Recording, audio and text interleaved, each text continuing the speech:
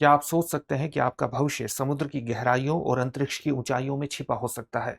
समुद्र में स्थित जीवों से दवाइयां बनाई जा सकती हैं और स्पेस के माइक्रोब से आप अपनी खाने की सामग्री और ऑक्सीजन की आपूर्ति कर सकते हैं। जो देश इस क्षेत्र में प्रारंभिक निवेश को मजबूती से करेगा, वो भविष्य में रणनीतिक रूप से बढ़त हासिल कर सकता है। हम बात कर रहे हैं मरीन बायोटेक्नोलॉजी और स्पेस बायोटेक्नोलॉजी की, जो कि उभरते हुए महत्वपूर्ण क्षेत्र हैं और भविष्य की क्रांति के रूप में हमारे सामने आ सकते हैं। भारत इस क्षेत्र में कहां पर खड़ा है, ये जानना आपके लिए बेहद महत्वपूर्ण है। ये क्षेत्र का महत्व क्या है, ये भी हम आपको बताएंगे, लेकिन उससे पहले इस बात को ध्यान में रखिएगा कि दृष्टि संस्थान ने आपकी जीएस की तैयारी को पूरी तरह से कराने के लिए आप अपने घर में बैठकर ही अपनी जीएस की संपूर्ण तैयारी कर सकते हैं। इस बात को ध्यान में रखते हुए हाल ही में एक कोर्स लॉन्च किया है जिसका नाम है GS studio foundation live online course. यह मात्र 24,999 में आपकी जीएस की तैयारी को मात्र 14 महीने में ही पूरा करा देगा। इसकी सबसे खास बातों में यह शामिल है कि इसको करने के बाद जब आप दृष्टि संस्थान की किसी भी शाखा में जाकर के ऑफलाइन जीएस फाउंडेशन बैच में एडमिशन लेंगे तो वहां पर उस ऑफलाइन बैच में ये सारी फीस एडजस्ट कर दी जाएगी, यानी एक तरह से ये कोर्स आपको फ्री में पढ़ने वाला है। अगर आप इस फीस में भी कुछ डिस्काउंट चाहते हैं तो इस कोर्स से जुड़ते हुए आप मनीष कोड का इस्तेमाल कर सकते हैं। अगर आप मनीष कोड का इस्तेमाल करेंगे तो इस फीस में भी आपको कुछ डिस्काउंट प्राप्त हो जाएगा। इसके संबंध में जो बैच हैं वो हिंदी, इंग्लिश और हिंग्लिश तीनों में ही उपलब्ध होंगे। हिंदी माध्यम का बैच 3 फरवरी को प्रारंभ होगा, इंग्लिश का बैच 4 फरवरी को प्रारंभ होगा और हिंग्लिश का बैच 5 फरवरी को प्रारंभ होगा। इंग्लिश का जो बैच होगा उसमें हिंदी और इंग्लिश दोनों में चीजें समझाई जाएंगी, लेकिन जो नोट्स उपलब्ध होंगे वो इंग्लिश में होंगे। तो इसमें एडमिशन लेना बिल्कुल ना भूलें। डिस्क्रिप्शन में दिए गए लिंक पर जाइए, अपने एडमिशन को सुनिश्चित कीजिए। किसी भी प्रकार का डाउट हो तो 8750187501 पर कॉल कर लीजिएगा। साथ ही इसमें आपको जो भी पढ़ाया जाएगा उसकी पीडीएफ फाइल मिलेगी ताकि नोट्स बनाने में किसी तरह की कोई दिक्कत ना हो। 10 कलर्ड प्रिंटेड बुकलेट्स भी आपको मिलेंगी, जीएस के अलग अलग विषयों को वो कवर करेंगी। 2 वर्षों तक करंट अफेयर्स की क्लासेस का एक्सेस भी रहेगा। तो ये सारी सुविधाएं मिल रही हैं, इनका लाभ उठाइए, घर बैठे ही तैयारी कीजिए, अपने एडमिशन को सुनिश्चित कीजिए। अब हम मरीन बायोटेक्नोलॉजी और स्पेस बायोटेक्नोलॉजी के बारे में कुछ चीजें जान लेते हैं। जब हम मरीन बायोटेक्नोलॉजी की बात करते हैं तो इसका क्या मतलब है, और जब हम स्पेस बायोटेक्नोलॉजी की बात करते हैं तो इसका क्या मतलब है, ये जानना आपके लिए बेहद महत्वपूर्ण है। मरीन बायोटेक्नोलॉजी का सीधा सा मतलब है कि समुद्री जीवों का अध्ययन करना। समुद्री जीवों का अध्ययन करना क्यों जरूरी है? समुद्री जीवों में कौन कौन से जीव आ जाते हैं? जैसे माइक्रोब्स आ जाएंगे, माइक्रो ऑर्गेनिजम्स आ जाएंगे, यानी सूक्ष्म जीव आ जाएंगे, एल्गे आ जाएंगे, शैवाल आ जाएंगे और अन्य जीव भी उसके अंतर्गत आ जाएंगे। क्योंकि इन जीवों का प्रयोग करके आप किस तरह के तत्वों को बना सकते हैं? आप दवाइयों का निर्माण कर सकते हैं, नए तरह तरह की दवाइयों का निर्माण कर सकते हैं जिनका प्रयोग आपके स्वास्थ्य को बेहतर करने में भी किया जा सकता है। इनसे आप ऐसे एंजाइम डेवलप कर सकते हैं जो कि रासायनिक उद्योगों में एक तरह से उत्प्रेरक के रूप में काम करेंगे। इसी प्रकार से आप बायो एक्टिव जो कंपाउंड्स हैं वो भी तैयार कर सकते हैं जिनका प्रयोग दवाइयों के निर्माण में और आपके स्वास्थ्य को बेहतर करने में किया जा सकता है। इसी तरह से आप बायो मटेरियल्स बना सकते हैं जो कि प्लास्टिक के विकल्प के रूप में उभर सकते हैं। इसी तरह से फूड इंग्रेडिएंट्स का भी आप बना सकते हैं, इनका इस्तेमाल कर सकते हैं फूड इंग्रेडिएंट्स बनाने में और खाने में उनका प्रयोग किया जा सकता है। तो इसका ये बहुत बड़ा प्रयोग है। इसके माध्यम से आप क्या कर सकते हैं? इसके माध्यम से आप भोजन, ऊर्जा, रसायन, इन जैसे क्षेत्रों में इनके नए स्रोत खड़े कर सकते हैं। इससे भूमि पर दबाव कम होगा, आपके जो पानी के स्रोत हैं, मीठे पानी के स्रोत, पीने के पानी के जो स्रोत हैं उन पर दबाव कम हो जाएगा, भूमि पर दबाव कम हो जाएगा, आपकी कृषि पर दबाव कम हो जाएगा। इसका सबसे बड़ा लाभ ये होता है। इसी तरह से अगर आप स्पेस बायोटेक्नोलॉजी की बात करें तो यहां पर आप किसका अध्ययन करते हैं? यहां पर भी आप माइक्रोब्स का अध्ययन करेंगे और साथ ही जो ह्यूमन बायोलॉजिकल सिस्टम है आप उसके अध्ययन को यहां पर विशेष रूप से बल प्रदान करते हैं। क्यों बल प्रदान करने की कोशिश करते हैं?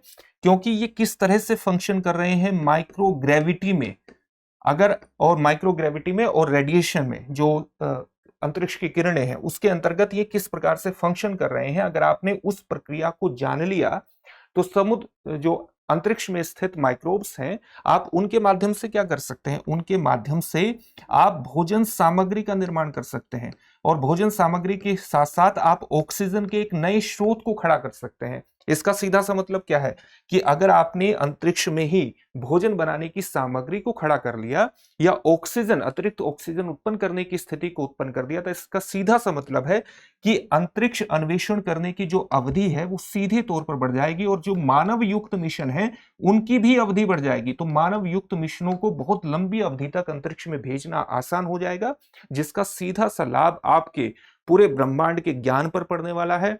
आपकी उसकी नॉलेज बढ़ने के साथ साथ आप किसी भी तरह से नए ग्रहों की खोज कर सकते हैं, या आप ब्रह्मांड से संबंधित किसी भी नई चीज को खोज, जैसे हम चाहते हैं कि हम चंद्रमा पर जल की खोज कर लें या मंगल ग्रह पर कर लें या वीनस पर कर लें, तो उन जैसी स्थितियों के बारे में जानकारी प्राप्त करने की जो स्थितियां हैं वो और ज्यादा विस्तृत हो जाएंगी। इसका ये लाभ होगा। तो इन दोनों से ही आप देखेंगे बहुत बड़े स्तर पर आप परिवर्तन ला सकते हैं। भारत ने इस क्षेत्र में आगे बढ़ने के लिए क्या किया है, भारत का एक महत्वपूर्ण क्षेत्र रहा है, क्योंकि भारत इस क्षेत्र में बहुत तरीके से आगे बढ़ना चाहता है। लेकिन अभी भारत इन क्षेत्रों में पीछे है, लेकिन निवेश करने की कोशिश कर रहा है, उसमें आगे बढ़ रहा है। हम भारत की नीति जानेंगे, लेकिन उससे पहले कुछ तथ्य आपको ध्यान में रखने चाहिए। जैसे भारत अगर इस क्षेत्र में आगे बढ़ता है तो बहुत तरीके से काम कर सकता है। क्यों? क्योंकि भारत का जो तटीय रेखा, समुद्री तटीय रेखा की लंबाई है वो कितनी है, लगभग 11,098 किलोमीटर। ये भारत की पहले 7,516.6 हुआ करती थी, फिर उसको रिवाइज किया गया है, अब 11,098 किलोमीटर के आसपास है। तो भारत की इतनी लंबी समुद्री तटीय रेखा है। भारत का जो एक्सक्लूसिव इकोनॉमिक जोन है उसका वो कितना है, लगभग 2.3 स्क्वायर किलोमीटर का है।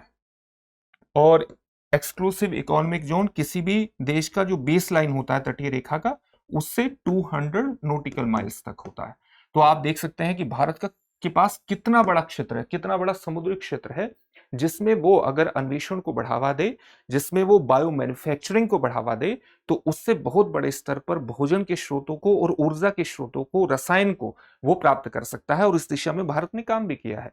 अभी तक तो अगर आप देखें कि वैश्विक जो समुद्री उत्पादन है उसमें भारत बहुत निचले स्तर पर है, क्योंकि उसका जो समुद्री बायोमास उत्पादन है वो वार्षिक तौर पर लगभग 70,000 टन के ही आसपास है, जो अपने आप में बहुत कम है। इसको बढ़ाने की बहुत अधिक संभावना है। और यही कारण है कि जब वर्ष 2019 में भारत ने अपना एक महत्वपूर्ण नीति की घोषणा की थी कि नए भारत का विजन 2030, उसके अंतर्गत छठे स्तंभ के रूप में उसने ब्लू इकोनॉमी को, एक तरह से अपने ब्लू इकोनॉमी एजेंडा को जाहिर किया था। इसका सीधा सा मतलब है कि भारत के मत्स्य पालन का विकास किस प्रकार से करना है, भारत का जो समुद्र तटीय क्षेत्र है उसका विकास किस प्रकार से करना है, समुद्री संसाधनों का विकास किस प्रकार से करना है, समुद्री पर्यटन का विकास किस प्रकार से करना है।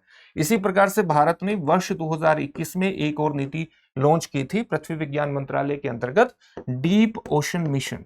डीप ओशन मिशन में हम समुद्र की गहराई में स्थित जो पॉलीमेटेलिक नोड्यूल्स हैं, जो भविष्य में निकल के, मैग्नीज के, इस तरह के तांबे के बहुत बड़े स्रोत हो सकते हैं, उस पर हम रिसर्च करना चाह रहे हैं। ठीक है, 2021 में ये नीति घोषित की थी। साथ ही अगस्त 2024 में भारत 2024 में एक और नीति लेकर के आया था, जिसको आप जानते हैं बायो E3। इसका मतलब है biotechnology for economy, environment and employment. तो बायोटेक्नोलॉजी का विकास इस प्रकार से करना कि वो हमारी इकोनॉमी को बल प्रदान कर सके, एनवायरमेंट, बायोटेक्नोलॉजी के क्षेत्र में इस तरह से विकास करना कि हम सतत विकास को बढ़ावा दे सके, और एनवायरमेंट, वो एम्प्लॉयमेंट को भी, रोजगार जनरेशन भी उसके माध्यम से कर सके। इसी प्रकार से अगर आप इसरो का एक महत्वपूर्ण प्रोग्राम देखें, तो इसरो का एक महत्वपूर्ण प्रोग्राम है जो स्पेस से जुड़ा हुआ है, biology programme, space biology programme. तो उसमें अगर आप देखेंगे तो उसमें जो ह्यूमन बायोलॉजिकल सिस्टम है या फिर माइक्रोब्स हैं, उनके अध्ययन पर विशेष तौर से बल दिया जा रहा है, ताकि हम इस तरह के माइक्रोब्स का पता लगा सकें। एक तो होता है कि मनुष्य के स्वास्थ्य को बेहतर करने वाले बैक्टीरिया होते हैं, साथ ही अगर हम मनुष्य के बायोलॉजिकल सिस्टम को ठीक तरह से पता लगा लेंगे तो हम प्रोबायोटिक इंटरवेंशन भी कर सकते हैं, यानी ऐसे बैक्टीरियो को भी जोड़ सकते हैं जो कि मनुष्य के स्वास्थ्य के लिए अंतरिक्ष में बेहतर हो सकते हैं। तो प्रोबायोटिक इंटरवेंशन करने की हमारी क्षमता भी बढ़ जाएगी अगर हम माइक्रोग्रेविटी और रेडिएशन, अंतरिक्ष रेडिएशन में हम क्या पता कर लें, ह्यूमन बायोलॉजिकल सिस्टम किस तरह से वर्क कर रहा है वो पता कर ले। तो इसको लेकर के भी इसरो एक महत्वपूर्ण योजना चला रहा है। न केवल भारत इस दिशा में आगे बढ़ रहा है, बल्कि चाहे चाइना हो, चाहे ऑस्ट्रेलिया हो, यूएसए हो, यूरोपियन यूनियन हो, इनके सभी के अलग अलग प्रोग्राम हैं जो स्पेस बायोटेक्नोलॉजी और स्पेस मरीन बायोटेक्नोलॉजी पर विशेष रूप से रिसर्च कर रहे हैं, और किस तरह से ये क्षेत्र बायो मैन्युफैक्चरिंग के अंतर्गत, और साथ ही जो आप कह सकते हैं जो एस्ट्रोनॉट का आप माइक्रो बायोम्स हैं उसका अध्ययन करके इस तरह के सामग्रियों को उत्पन्न करने की कोशिश करता है, जो कि भविष्य के मिशनों के लिए विशेष रूप से महत्वपूर्ण हो सकता है। तो एक महत्वपूर्ण क्षेत्र है, और इसके बारे में सामान्य जानकारी हमने बात की। अब आपके लिए एक प्रश्न होगा। प्रश्न है, डीप ओशन मिशन भारत के किस मंत्रालय के तहत संचालित है? आपके सामने ऑप्शंस क्या हैं? मिनिस्ट्री ऑफ डिफेंस यानी रक्षा मंत्रालय, मिनिस्ट्री ऑफ अर्थ साइंसेस पृथ्वी विज्ञान मंत्रालय, ministry of science and technology विज्ञान एवं प्रौद्योगिकी मंत्रालय, ministry of environment forest and climate change पर्यावरण वन और जलवायु परिवर्तन मंत्रालय। इस प्रश्न का उत्तर कमेंट बॉक्स में कमेंट करके जरूर दीजिएगा। फिर से एक नई सेशन में आपसे मुलाकात होगी। धन्यवाद। अब एग्जाम की तैयारी को और बेहतर करने के लिए हमारे चैनल को लाइक, शेयर और सब्सक्राइब करना ना भूलें।